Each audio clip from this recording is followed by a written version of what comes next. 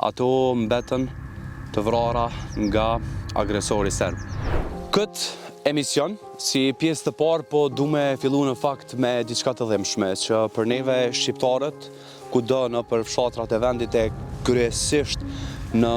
Drenica, gjatë luftës së fundit në Kosovë, sa herë që kujtojmë, ka dhimbje të mëdha, ka plagë të cilat me miliona vite nuk harrohen, e sidomos për familjar që ndoshta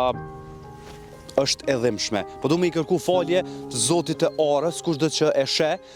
këtë video që po ja shkelim grurin, e që uroj me qenë shumë i bereqet, shumë kur të vjen koha e kornav në korrik. Po du me shku,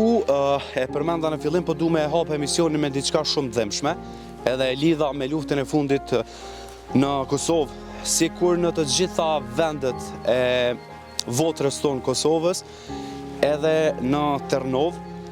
lufta e fundit në Kosovë i la dhimbje shumë të mëdha për dy gra, të cilat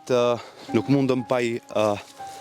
nderu edhe me ullë pranë tyre, ku pikërisht në fakt në këtë vend ato mbetën të vrara nga agresori serb. Po bëhet fjallë për Shehide Hoxha, Hamide Kajtazi, të vrara me datën 28/03/1999 në masakrën e Izbicës. Sipas banorëve të Tërnovës, ka qenë një vrasje mizore që aty në ju ka ndodhur. Andaj vetë banorët kanë vendosur që këtë pllakë përkujtimore të jetoj me shumë vite në fakt, edhe të kujtohet atë që populli shqiptar ka kalu gjatë luftës së fundit në Kosovë. Lavdi i qoftë të gjitha familjeve në fakt që kanë humbur personat më të dashur gjatë luftës në Kosovë. Për me e vazhdu, për me e kthy pak në pozitivitet edhe të gjithë tematikën e emisionit, po shkojmë e po kalojmë në një pjesë tjetër ku tash fillojmë me dëgju edhe më shumë, jo vetëm